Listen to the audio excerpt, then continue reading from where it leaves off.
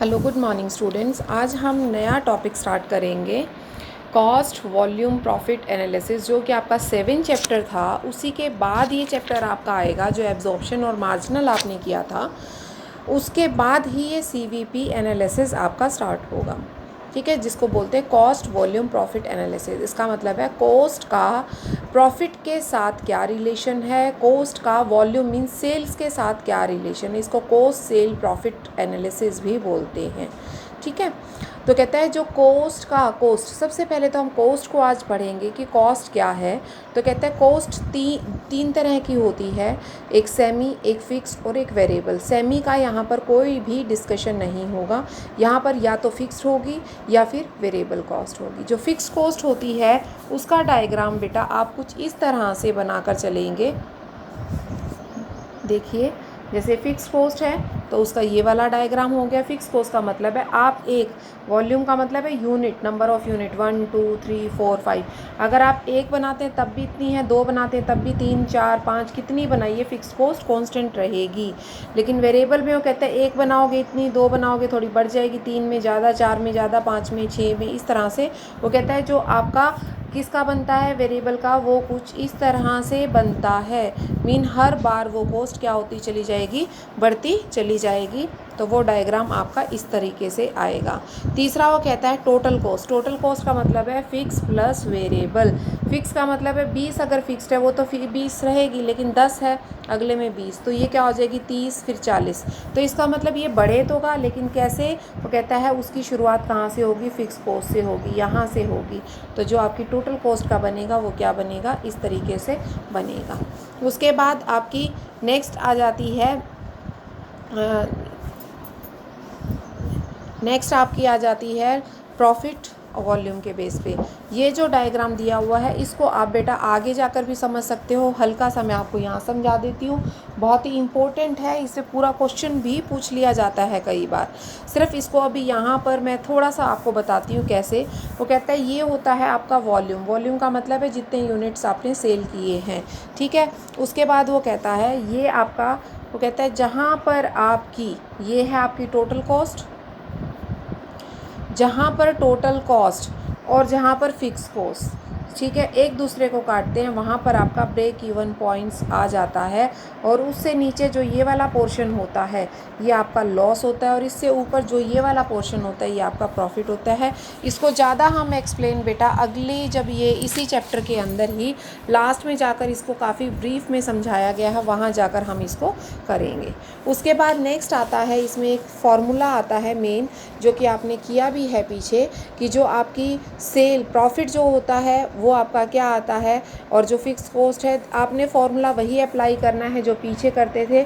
Sales S minus we आपका क्या होता है, कंट्रीब्यूशन होता है, और कंट्रीब्यूशन क्या होता है, एफ प्लस पी होता है। इसको आप S minus V equal to F plus P भी लिख सकते हैं, और आप इसको S minus V equal to contribution, contribution equal to P plus F, S minus V equal to P plus F, P plus F equal to contribution, कुछ भी आप लिखिए, या इसको आप ऐसे भी कर सकते हैं, सेल्स इक्वल टू आपका क्या हो जाएगा, पी प्लस एफ प्लस क्या हो जाएगी, वेरिएबल कॉस्ट। तीनों कॉस्ट को, तीनों चीज़ों को जब आप ऐड कर देते हैं तो आपका सेल आ जाता है। या आप ये भी कह सकते हैं fix cost plus variable cost plus profit equal to sales, या fix cost plus variable cost equal to sales minus profit. तो आप इस तरीके से मीन एक इक्वेशन को आप घुमा फिरा कर जहाँ पर भी जिस भी सिचुएशन में लेकर जाना चाहें वो आपका हो जाता है। हम इस चैप्टर को स्टडी किस वजह से कर रहे हैं, उसके पीछे आपके सिर्फ ये 4 कारण हैं कि हमें ये जानना है कि डिफरेंट लेवल पर हमारा प्रोडक्शन कितनी कॉस्ट पर है, हमारा amount of profit at various level क्या है, और तीसरा वो कहता है वॉल्यूम ऑफ प्रोडक्शन जो है वो क्या रहेगा, एंड इम्पैक्ट क्या है डिफरेंट लेवल पर जो आपकी प्रोडक्शन ऑन कॉस्ट होता है, ठीक है। इन चारों चीज़ों को आपने मेनली इस चैप्टर के अंदर स्टडी करना है। उसके बाद आपका आता है इम्पोर्टेंस और ऑब्जेक्टिव ऑफ सीवीपी।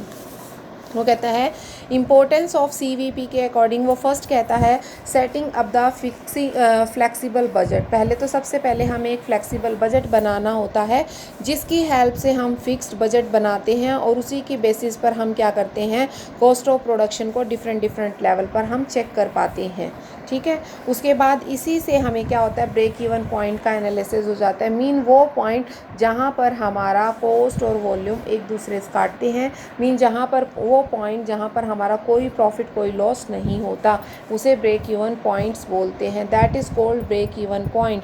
और इससे नीचे ये वाला लॉस होता है और ये वाला प्रॉफिट होता है। प्रॉफिट की हम प्लानिंग कर सकते हैं। प्रॉफिट की प्लानिंग कैसे होती है, जब हमें पता चलता है हमारा ब्रेक इवन यहाँ है तो हम कोशिश करते हैं हमारा ब्रेक इवन यहाँ की बजाय यहाँ आए, ताकि लॉस कम हो और प्रॉफिट हमारे जल्दी से आने शुरू हो। तो हम उसी के अकॉर्डिंग अपनी क्या कर कर चलते हैं, प्लानिंग कर कर चलते हैं। उसके बाद है decision relating to selection of alterations. वो कहता है आप डिसीज़न लेते हैं, जैसे कि आपने मीन प्रॉफिट अगर बढ़ाना है तो आपको मोर प्रोडक्ट्स प्रोड्यूस करने पड़ेंगे, प्रोडक्ट्स इन मोर प्रॉफिट्स। फिर उसके अलावा कहता है अगर आपको कोई भी प्रपोजल सप्लाई एडिशंस वगैरह करनी है तो वो कहता है जो optimum mix of sales production है वो, या फिर आप मैक्सिमम करना चाहते हैं, किसी प्रोडक्शन की कैपेसिटी को बढ़ाना चाहते हैं, तो वो सारी चीज़ों का डिसीज़न जो है आप यहाँ से लेते हैं। उसके बाद फिफ्थ आता है preference evaluations for control, sorry performance evaluation for control. Mean यहाँ पर आप परफॉर्मेंस को चेक करते हैं। परफॉर्मेंस फॉर यहाँ पर वर्कर्स की परफॉर्मेंस नहीं है। परफॉर्मेंस का मतलब है जो आपकी कॉस्ट है, जो आपको प्रॉफिट अचीव करने हैं, क्या वो आप अचीव कर पा रहे हैं, कितने कर पा रहे हैं, कितने नहीं कर पा रहे हैं, उनको आपने यहाँ पर नोटिफाई करना है। उसके बाद प्राइस फिक्सेशन में भी ये आपकी हेल्प करता है। ओवरहेड की कॉस्ट को भी एलोकेशन में हेड करता है। And analysis of the effect of change in cost में भी आपकी हेल्प करता है कि फिक्स कॉस्ट कितनी है, मटेरियल कॉस्ट कितनी है, लेबर कॉस्ट कितनी है, ओवरहेड कॉस्ट कितनी है, उन सभी चीज़ों का यहाँ पर अच्छी तरह से इवैल्यूएशन किया जाता है। उसके बाद मेन जो इसमें आते हैं इसके लिमिटेशंस। इसके लिमिटेशंस बेटा 4 होते हैं, बहुत ध्यान से देखना इन चारों लिमिटेशंस को। कई बच्चे क्या करते हैं, जब क्वेश्चन पूछा जाता है तो अपनी मर्जी से कुछ भी लिखाते हैं पॉइंट्स बनाकर, लेकिन ऐसा नहीं होता बेटा। जब तक क्वेश्चंस को ध्यान से नहीं करोगे, नहीं समझोगे, इसके जो चारों लिमिटेशंस हैं बहुत इंपॉर्टेंट हैं और बहुत ध्यान से इसको आप सुनेंगे। वो क्या कहता है, वेरिएबल कॉस्ट जो पर यूनिट होती है वो कांस्टेंट नहीं होती, ये सभी को पता है। जो कॉस्ट ऑफ रॉ मटेरियल है वो वेरिएबल मानी जाती है, ठीक है। लेकिन जैसे जैसे हम वॉल्यूम को, प्रोडक्शन ऑफ वॉल्यूम को इंक्रीज़ करते हैं, मान लो आप किसी दुकान से 100 जोड़ी को 100 चीज़ें खरीदते हैं तो वो आपको 1000 रुपये की देता है। आप उससे वही चीज़ 200 की खरीदोगे तो वो 2000 की चलो दे देता है। लेकिन जब आप उससे वही चीज़ें 500 खरीदोगे तो 5000 की नहीं देगा, वो आपको 4500 की देगा। Reason being quantity of volume. Volume जो है, क्वांटिटी जो है वो क्या हो गई, इंक्रीज़। जब क्वांटिटी इंक्रीज़ हो जाती है तो आपको कहीं ना कहीं कोई डिस्काउंट फैसिलिटी मिलती है, जिसकी वजह से आपकी, देखो अब यहाँ वेरिएबल कॉस्ट क्या थी, 10 रुपया थी, लेकिन जब 450 की बात आई और 500 यूनिट की बात आई तो आपकी वेरिएबल कॉस्ट कितनी हो गई, 9 रुपया हो गई। तो इसका मतलब वेरिएबल कॉस्ट भी क्या होती है, डिक्रीज़ होती है उस केस में जहाँ पर आप क्या करते हैं, अपनी क्वांटिटी को, क्वांटिटी मतलब मात्रा को बढ़ाते हैं प्रोडक्शन की। रॉ मटेरियल ज़्यादा मात्रा में आप खरीदते हैं तो वहाँ पर वो भी क्या होनी शुरू हो जाती है, आपकी डिक्रीज़ होनी स्टार्ट हो जाती है। क्लियर है। उसके बाद दूसरा पॉइंट इसमें मेन आता है कि जो सेलिंग प्राइस में be lower at high volume because sale discounts में be given in order to sell and high volume of production. वो कहता है शुरू में हम क्या करते हैं, अपनी प्रोडक्शन को, अपने प्रोडक्ट को मार्केट में लाने के लिए हम क्या करते हैं, सेल को कम भी रखते हैं और साथ के साथ हम डिस्काउंट भी देते हैं। डिस्काउंट का मतलब है अगर हम 10 रुपये की कोई चीज़ है और उस पर ये कहते हैं 10% डिस्काउंट, तो इसका मतलब वो 9 रुपये की हो गई।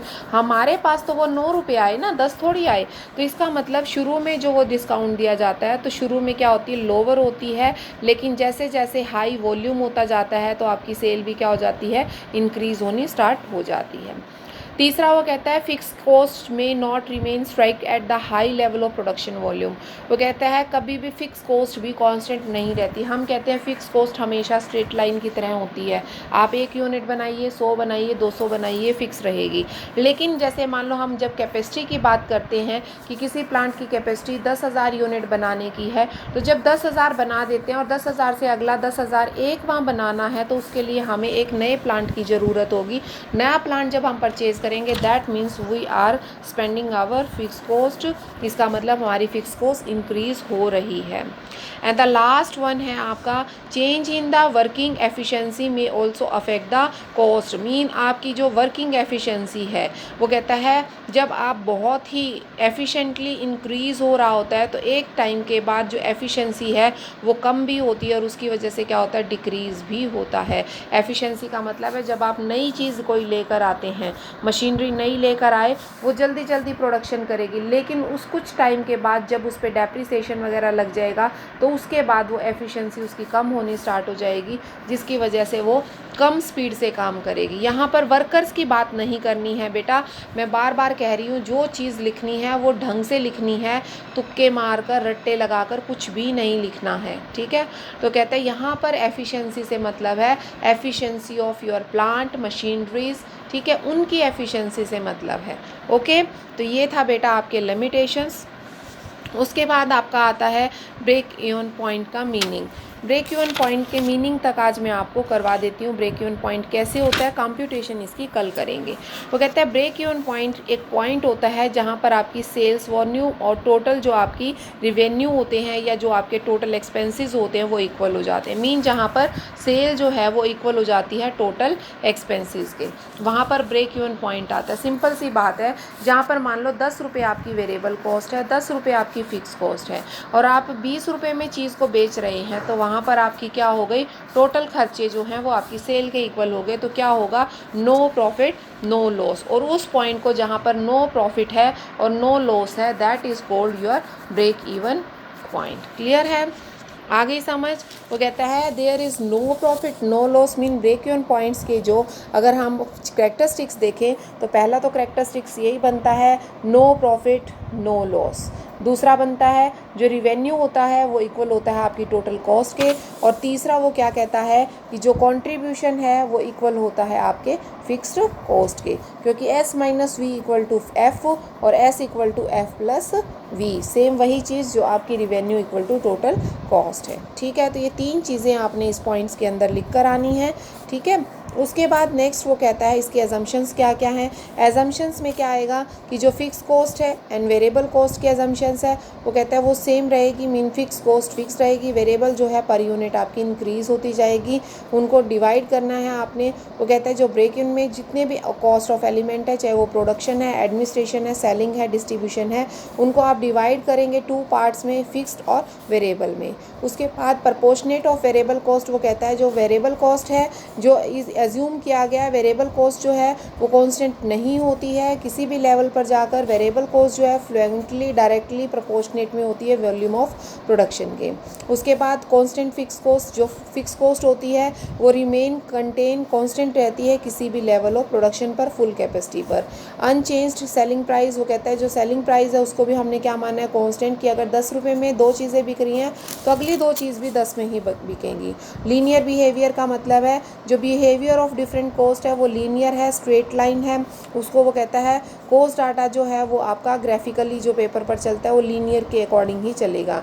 टेक्नोलॉजिकल स्टेबिलिटी, वो कहता है नई टेक्निक नहीं आती जिसकी वजह से आप एफिशिएंसी को बढ़ा सके। वो कहता है हम एक ही मशीन का उदाहरण लेकर चलेंगे और एक ही मशीन को लेकर चलेंगे, ये नहीं कि हम बार बार ये कहीं टेक्नोलॉजी बदल गई जिसकी वजह से प्रोडक्शन बढ़ गया और कॉस्ट ऑफ प्रोडक्शन कम आ गई और जिससे सेल्स बढ़ गया और प्रॉफिट जो है वो इंक्रीज़ हो गया, ऐसा नहीं होगा। नो रोल ऑफ स्टॉक का भी ऐसा नहीं है। आप 10 रुपये में अगर रॉ मटेरियल खरीदते तो 10 रुपये हम कांस्टेंट लेके चलेंगे कि हाँ वो रॉ मटेरियल हमें 10 में ही मिलेगा, ऐसा नहीं कि क्वांटिटी ज़्यादा मात्रा में लेने पर आपको वो कम मिलना स्टार्ट हो जाए। No change in general price, क्योंकि ये अजम्पशंस क्या होती है, मान के चलना है, ऐसा माना जाता है, जब ये मानोगे तभी ये फार्मूले एप्लीकेबल होंगे, अगर आप मानोगे नहीं तो ये फार्मूले एप्लीकेबल नहीं होंगे। उसके बाद वो कहता है no change in general price level, वो कहता है प्राइस लेवल में भी चेंजेस आपके नहीं होंगे और अनचेंज सेल्स मिक्स में भी आपका कोई चेंज नहीं होगा। ओनली 1 प्रोडक्ट की बात करेंगे हम, यहाँ पर सेवरल प्रोडक्ट्स की बात नहीं करेंगे। और रिलेशनशिप जो होगा इन दोनों के बीच में वो आपका रिलेशनशिप क्या होगा, ये दोनों रिलेशनशिप बिटवीन वॉल्यूम और आपने इनका सेल का रिलेशनशिप इसके अंदर लेकर चलना है। उसके बाद आता है बेटा limitation of break even analysis. Break even के भी कुछ लिमिटेशंस होते हैं, मीन इसी पॉइंट के कुछ, जैसे कि इसके मेरिट हैं, अजम्पशंस हैं, उसी तरह से लिमिटेशन है कि जो फिक्स कॉस्ट और वेरिएबल कॉस्ट का डिवीज़न होता है बहुत ही मुश्किल हो जाता है। इसमें आपके स्टैटिस्टिक कंसेप्ट चलते हैं, मीन सिचुएशन बहुत डिफरेंट होती है प्रैक्टिकल से जो हम लेकर चलते हैं, उसकी वजह से वो कहता है प्राइजेज़ में भी चेंज होते हैं, सेलिंग प्राइस में भी चेंज होते हैं, टेक्नोलॉजी में भी, एफिशिएंसी ऑफ मशीन्स में भी चेंजेस होते हैं। उसके अलावा कहते हैं limitations of linear behaviour of cost की बात जो इसने कही है वो भी आपकी चेंज होती रहती है, उसमें प्रपोर्शन ऑफ आउटपुट के अकॉर्डिंग वेरिएबल भी चेंज होती है। फोर्थ वो कहता है जो आपका different in production and sales, वो कहता है जो आपकी सेल्स डिफरेंस जो आपका प्रोडक्शन और सेल्स में होता है वो नेसेसरी नहीं है, ज़रूरी नहीं है कि वो प्रोडक्शन और सेल्स इक्वल रहें और उनमें जो डिफरेंस है वो कंसिस्ट करे। Change in the sale mix में भी आपका प्रोपोर्शनेटली चेंज होते रहते हैं, कांस्टेंट होते हैं। मैक्सिमम और ऑप्टिमम प्रोडक्शन होती है जब, उस केस में भी आपका जो सेल्स प्रॉफिट वॉल्यूम वगैरह हैं वो चेंज होते रहते हैं। उसके अलावा जो आपका कैपिटल एम्प्लॉय जो है उसको इग्नोर किया जाता है यहाँ पर, कि जो एम्प्लॉयज़ होते हैं उनको कहीं पर भी इम्पोर्टेंस नहीं दी जाती है।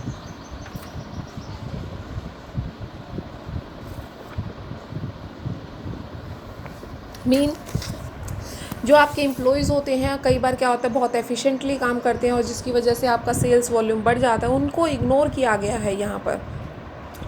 तो उसके अलावा जो आपका limitations of lack of proper perfect competitions जो है उसकी बात कही गई है। तो वो परफेक्ट कॉम्पिटिशन जो है वो माना गया है कि ऐसा होता है, लेकिन ऐसा नहीं होता है। सेल्स ऑफ मैनी प्रोडक्ट्स की बात करें तो वो कहता है डाउटफुल ऑफ वैलिडिटी बिजनेस बन जाता है, जिसकी वजह से जो सेलिंग नंबर्स ऑफ प्रोडक्ट्स होते हैं, डिफरेंट प्रॉफिट मार्जिन्स वगैरह वो कंसिस्ट होते रहते हैं। उसके बाद आता है यूज़ कहाँ कहाँ होता है, that is very very important thing. ये चीज़ आपने बहुत अच्छी तरह से करना है इस चीज़ को कि हाँ यहाँ पर आपका किन किन मतलब जगह पर ब्रेक इवन को यूज़ किया जाता है। जितनी भी इसकी आपने ये इम्पोर्टेंस पढ़ी हैं, जितने भी आपने इसके अजम्पशंस हैं, हर जगह पर ये यूज़ होता है। जैसे देखो वो कहता है अगर आपको ब्रेक इवन पॉइंट निकालना है then you have to be use that. अगर आपको प्रॉफिट जानना है डिफरेंट लेवल पर, सेल जानना है, न्यू सेल जाननी है, मार्जिन ऑफ सेफ्टी जानना है, या आपको मेक बाय डिसीजन लेना है, ऑप्टिमम सेल है या चेंज ऑफ कैपेसिटी है,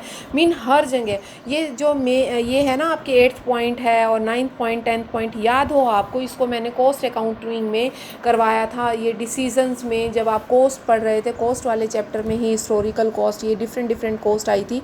उस टाइम में कुछ डिसीजंस भी आए थे कॉस्ट से रिलेटेड, उसमें थे ये वाले डिसीजंस, मेक और बाय डिसीजंस, ठीक है, और ये optimum sale mix, change of capacity. तो आप वहाँ से भी समझ सकते हैं, इसको बहुत अच्छी तरह से वहाँ पर क्लियर किया गया है इन पॉइंट्स को, ठीक है। और मैं एग्जांपल भी आपको देती थी कि एक आप बेसन लेकर बिस्किट बनाकर फिर सेल करें, और एक फिर आप चने लेकर चने से बेसन बनाकर और फिर वो बिस्किट बनाकर तब सेल करें। दैट इज़ कॉल्ड मेक और by process.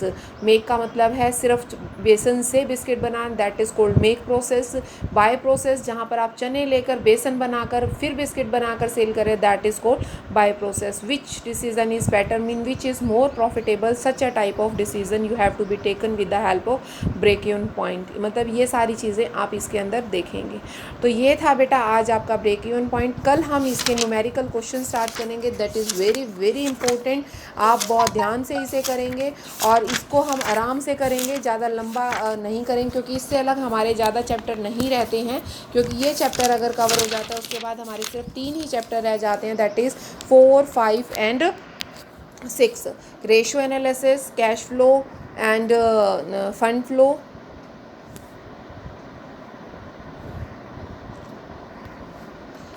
Ratio, fund flow and cash flow, ये 3 चैप्टर आपके इससे अलग रह जाएंगे, जो कि ज़्यादा टाइम कंज्यूमिंग नहीं है। रेशियो आपका बहुत, तीनों चैप्टर वैसे भी आप कर चुके हैं पहले भी।